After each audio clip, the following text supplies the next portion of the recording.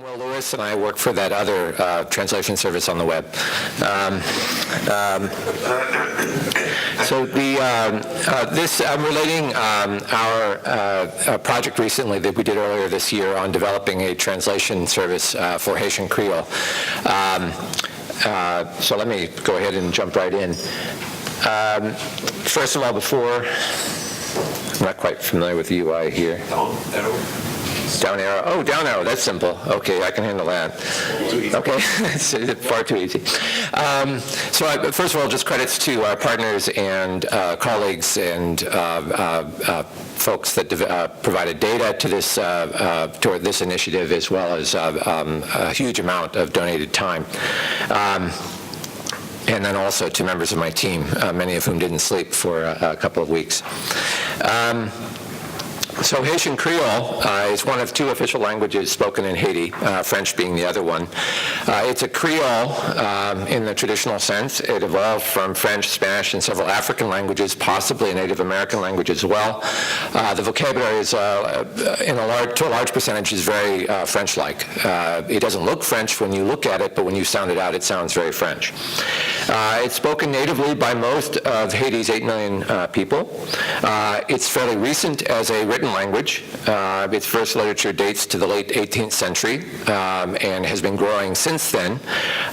The population is semi-literate with a preference to French. What I mean by that is, of the literate population, most people are literate in French, not in Haitian Creole, although that is changing.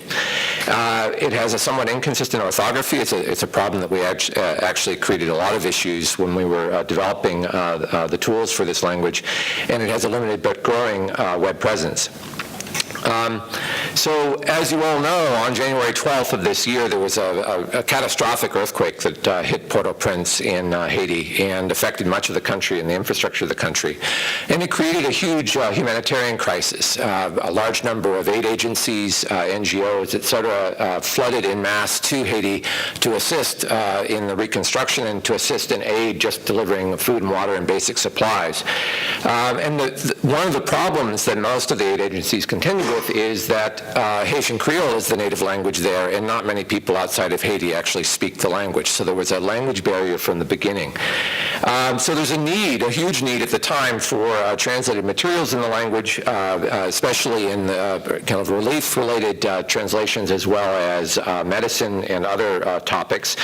And then there was also, just days after the crisis, Mission 4636, which was formed by people in Haiti, which is another aid organization, set up a text messaging service in Haiti to actually collect messages from the field, and most of these were messages like, we need tents, we need water, we need food, and then would actually receive these messages, translate them into English, and then route them to the appropriate aid agencies. They were receiving up to 5,000 of these per hour and translating them in real time using volunteers within 10 minutes. So at 10:30 a.m. on Tuesday, January 19th, so just a week after the tragedy, we received an email from a Microsoft employee who was working in Haiti at the time, asking if we had a translator for Haitian Creole, and if we didn't, could we make one? So at the time, we did a little bit of soul searching, because we realized that no one on our team knew anything about Creole. We had no native speakers working for our team. We had no linguistic background in the language, no idea about the grammatical structure, no idea about encoding, orthography, no knowledge about the registers used, degrees of literacy, and there was no parallel or monolingual data that we had access to at the time. So effectively, we didn't have anything. So really all we could say was, of course. After receiving the email, and much to my chagrin at first, I was like, I don't think we should do this. It's going to be too hard. It's going to be impossible. A little bit of arm twisting, and then basically I led the project. We first had to identify data, and very quickly we identified some sources. Some of these are obvious, like the Bible is translated into hundreds of languages. And then also CMU, Carnegie Mellon University, had released a large set of Haitian Creole data that they had collected a decade earlier. earlier, and we were actually able to find that data, plus data from some other sources that have been made publicly available very quickly after the tragedy. And then also, we have some mining tools for mining parallel content from wiki pages, which did help in this crisis when we were able to get that data fairly quickly as well.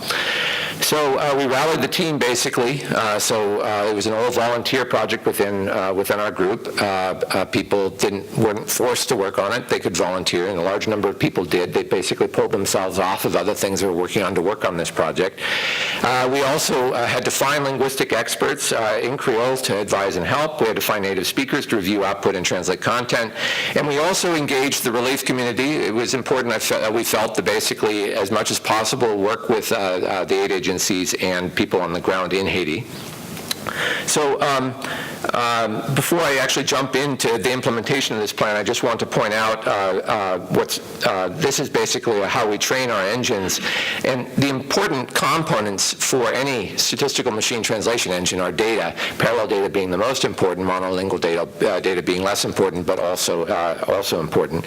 I won't go through all of how we build the models and everything. I do want to point out that there was a glitch we ran into in this process with Haitian Creole, which I'll point out in a little bit. Using our word alignment, we use a tool called WDHMM, which is basically an equivalent to Giza++, for those of you who are familiar with the tool, with a different set of knobs and whistles.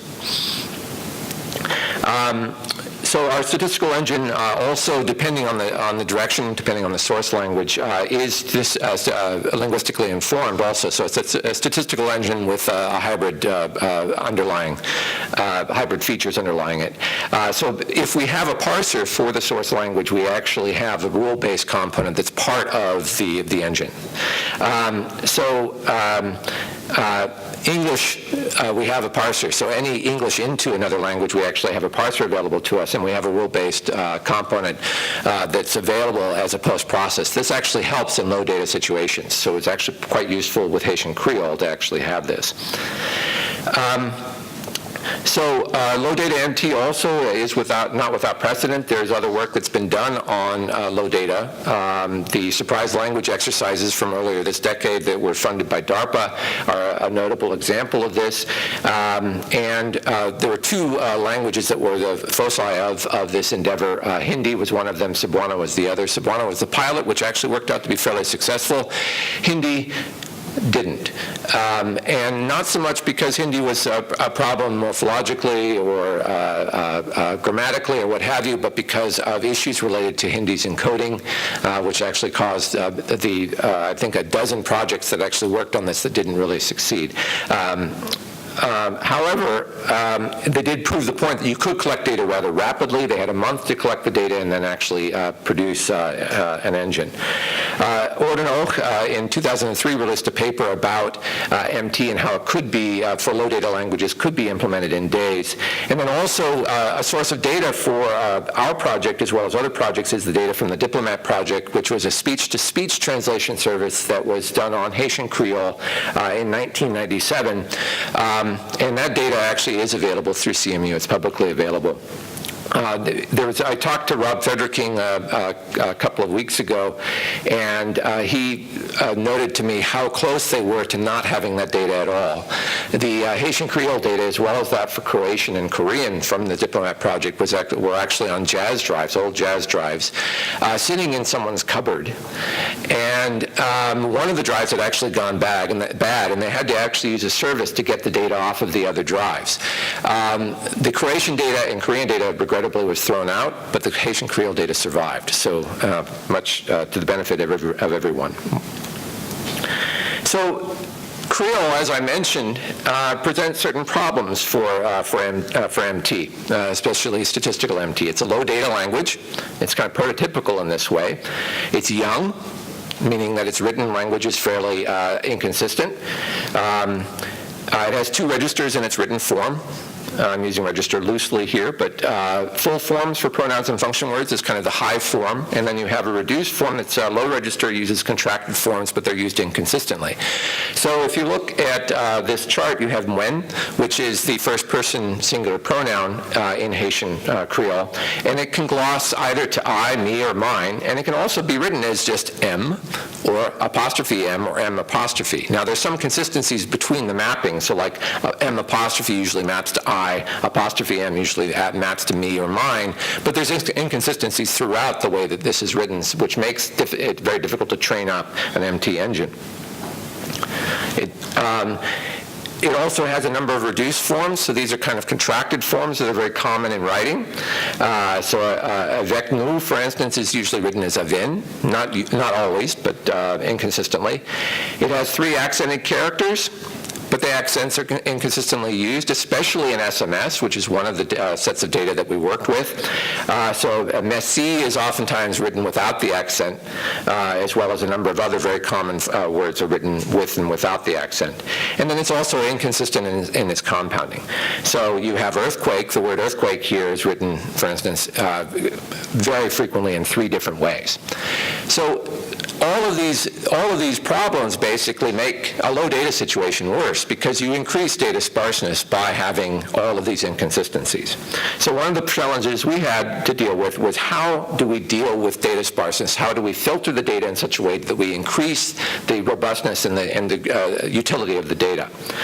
So first, of course, we focused on reducing data sparseness, and we realized very quickly that we needed to separate the data sets. English into Creole should be separated from Creole into English, and we did different normalization for the different directions. So for Creole into English, for instance, we could normalize out all of the accented forms. It increased ambiguity slightly, but not to a huge degree, and it did definitely reduce data sparseness. And we also normalized contracted forms into their full forms and did the same at runtime so that we had a consistency between our training and our runtime engine. For EC, the normalization really wasn't possible because we couldn't introduce the ambiguity. You would have ambiguity introduced here, but we did a number of post-processing repairs, as I mentioned, using the hybrid system that we had available to us. So we basically got the email on January 19th at 10:30 in the morning. Tuesday afternoon, we finally decided, okay, we got our act together and we decided, okay, we'll do something about this language. And we engaged the people on our team. The initial design was done Tuesday afternoon also on the dev lead's whiteboard. At least it wasn't on a napkin. Wednesday morning, the division of labor was established. A small team was dedicated to data collection and processing. By Wednesday afternoon, we had found the first data sources. CMU was fairly obvious, and then some of the other sources. We started processing them, and we realized very quickly that we needed a separation between the 2 directions. By Wednesday evening, we started assembling our first configs for training the systems. Thursday, 4 a.m., we started training. Obviously, we weren't sleeping much at this point. There's a little bit of a nap between 4 a.m. and 10:45 a.m. And at 10:45, we found a bug in the CMU data, which we reported back to CMU right away. There was a misalignment in the data, and they actually had reversed the languages in some of the content. And by Thursday at 2:15, we had our first successful build. We actually had a Haitian Creole, or Creole to English system. Our blue score was 22.94 on a 0 to 100 scale. I guess that's not so good, but for low data, that's really good. On held.cmu data. Friday morning, our first Creole linguists were found, and we had translators that we found also. So we actually started to engage with these communities, and so Friday and Saturday, we continued actually working with these people to help us find problems with the data and also to boost our data reserves. So Saturday, 4:49 p.m. So I'm reducing the time scale here a little bit. Don't worry, I won't go through every little bit. We built our language models, but then we realized there was some problem. They weren't translating. We found that there was some process. We had to restart again, so we started our 3rd build. So we thought this was our 3rd and final build, and we were rolling out towards actually delivering Haitian Creole engines. And then we found 100K more sentences. Well, for a low data language, 100K is a huge amount of data. So we thought, yeah, we should probably collect this data, which means then we had to kind of backtrack and start over again. But we kept testing the third rollout, basically, and brought one of our production clusters offline, assuming that we were going to actually roll this out to production. But then something was wrong, and then everything was really slow. We didn't know what was going on. We poured through gigabytes of logs and then found that there was some golden sentence mismatch. This is basically a sanity check, and we actually had it translated incorrectly. One of the Haitian Creole translators found the error, and we fixed the problem. By 10:40 p.m., we had our fourth build. Basically, this is using the 100K more sentences, and we started deploying and testing this. So it looked like we were really close to being able to ship this, and then we had translations that looked like this. Now, the translation isn't particularly grammatical. The United States believe this ideal right of chickens do the birth. Doesn't read really well. It's hard to understand what this is. But it wasn't so much the fluency of this particular sentence, it was the fact that it had chickens in it. We had chickens in this sentence, and we had chickens in a lot of other sentences. In fact, we had chickens everywhere. There were chickens all over the place, and we couldn't. Now, we knew that chickens was a common word, but we didn't know it was that common.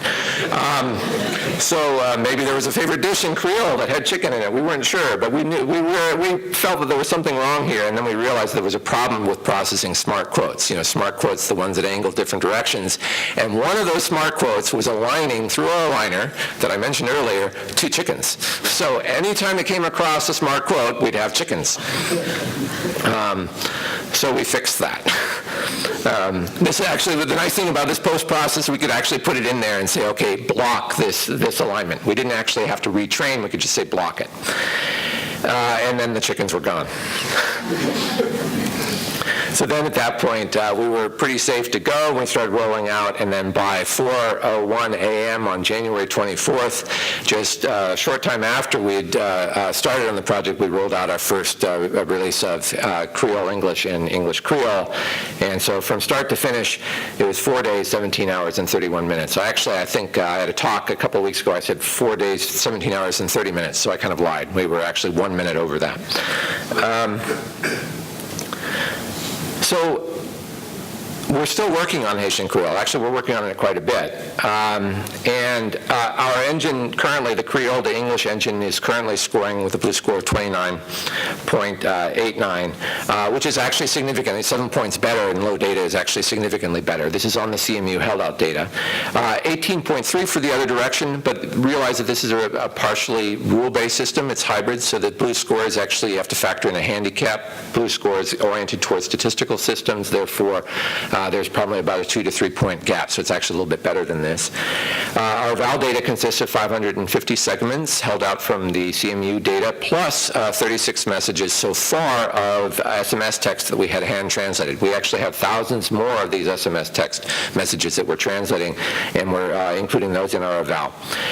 Trading data currently is over 200K segments. The initial system that we released had only 80K, plus actually it was a little bit more than that, but the 100K that we found that I mentioned, their filtration eliminated some of that content. We're continuing improvements through additional data. There's also we're using French as a backup for generating faux Creole. I won't get into all the specifics there, but it's a mapping through phonetic inventory from French into Haitian Creole to generate vocabulary for the Creole to English direction. And then we're also, and I think this is a crucial part of the whole exercise, we're continuing our engagement with the Crowdflower folks in Mission 4636 people.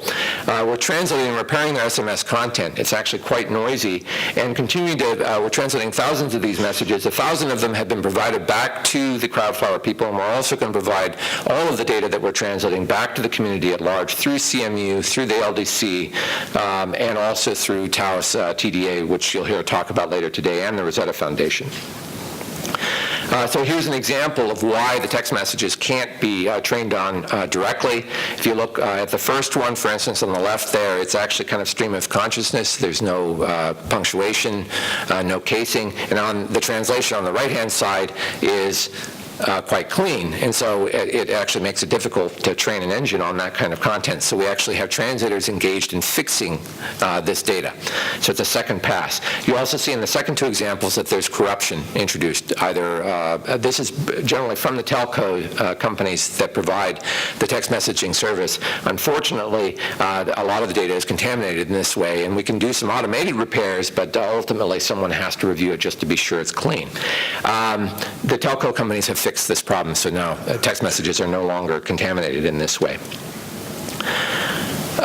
So because Haitian Creole is now added to the set of languages that we support, all of the tools that we have available for Haitian Creole are also supported. So it's available through our API, which then can be integrated with a variety of systems. And there's multiple interfaces for that. There's a widget, which is available that can be integrated directly onto web pages. And the nice thing about the widget is it doesn't direct traffic away from the site, which is important to some providers. The widget also enables what we call a collaborative translation framework, which allows people to edit content on a web page if they're granted access to this, so that they can correct translations. So it's a fusion between human translated content and machine translated content. So it mixes MT with trusted human translations. And I'll see if I can actually, I was going to show a quick bit of this. I'll see if I can figure out the UI on this to do this. Georg, you might I need to expand my horizons a little bit here. I should have, okay, it's Command and then Tab. Okay, no worries. Yeah, this guy here. Yeah. Yeah, okay, thank you. So this is basically an example of a page on Tbot. I'll talk about Tbot in just a sec. Where there, if you, on this page, and this is open, this page is actually open so anyone can contribute to this. This is actually translated into German currently, and I can pull up translations in German, and this is actually from a trusted source, is the MT one, and then I can select this and mark that and say, now the trusted translation is actually showing up on the page. So the trusted translation here is a better translation than the MT one, and so that's actually the one that shows up on this page. The nice thing about this is that there's also content on here, like this is a blog, so at the bottom there's all of this content that, I don't know how to do this quickly, all this content that's actually not been edited because it just showed up recently, and so it's emptied. So at least the content shows up on the screen. So it kind of mixes both the benefits of both MT and human translated content. We're actually using this with Haitian Creole, and so a number of the translators, for instance, and some of the volunteers are actually using this to fix web pages that we have provided for them to actually edit, including this one.